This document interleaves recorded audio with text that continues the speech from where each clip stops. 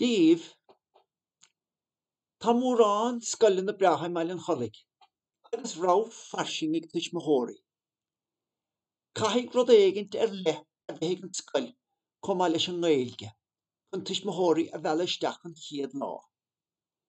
Catá ag do scoil.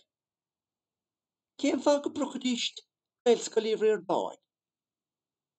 Tá anim an áde ag an scoil I meas pobl meile an cholig agus corcaigh go dtinn.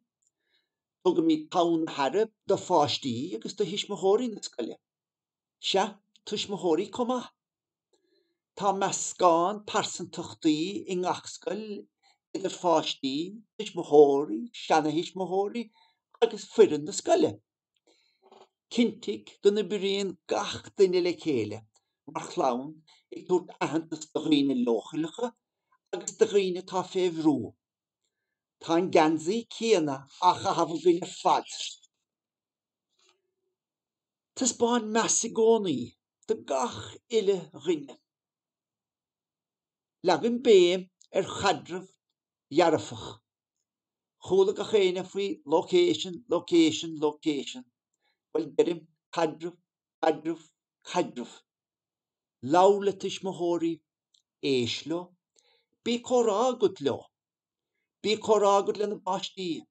Bíon óntas an dain ar Tuismitheoirí nuair a chloiseann siad a báistí ag labhart Gaeilge. Ní chloiseann na Tuismitheoirí a báistí ag labhart an Gaeilge minic go leor. Cén siad a bhaile agus go míníochra. Éist go cúramach le Tuismitheoirí nuair a bhíon dachrach. Bíonn siad ar I gceartach ná. Tugann an chórá a bhíon na dom nó bhíon tuiscint níos fearr domsa agus dóibh. Bích bá go dóibh. Bí bá gúil.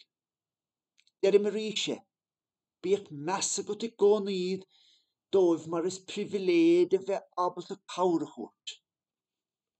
Gainig go bhéchan an scoil go hálinn I gcónaí stíocha go sa mó. Croch grín graffanna do fáistí na scoile agus iad I ceiliúra ócáidí speisialta. Nó fiúid sást agus geallgárach sa rang. Croch a líon na báistí agus dainig gúil siad taringach agus ildate. Má tá spása go do gádaín beag ar scoil lor I cabhair ón bhuireann nó óthaistí nó an bobal chun é orbert. Láhan agus glas a ríochar. Bhain pobl na scoile an tainneamh as le héad. Beic siad le feiscin mór timpeall an gádaín nuair a hagan aim siad bhrá. Tá gá rud eile le rágum. Nuair a léiríonn Tuismitheoirí spéisian meall scoiléirí ar dáin, tugam cuireadóibh teacht chun na scoile agus bóla liom. Tugam stair na scoile dóibh, chomh le roinnt ólas faoin dumuidachais. Fragarí mi eisnena agus tugam iad sciúd mór timpeall na scoile. Ag dúirt cuairt ar chúpla rang agus go bheicidíist na báistí na bhunrangan na háirithe. Bíon anspéise cosan na níonáin beag agus móra. Is mailim a bheith páirteach is saoil bail an colig comá. Má aon an scoil cuire chun ó cháidí ar le mar hampla lasan na síilse an nolig nó cuairte thuairt ar thuig altranis nó beidir chun na dúiseanna dus na bailta slachmhara. Tapaigh an deis. Cuireann ár scoil le saoil an bhaile. Agus feictar ó cumasach gus atá na páistí. Tásúil le bhór báistí.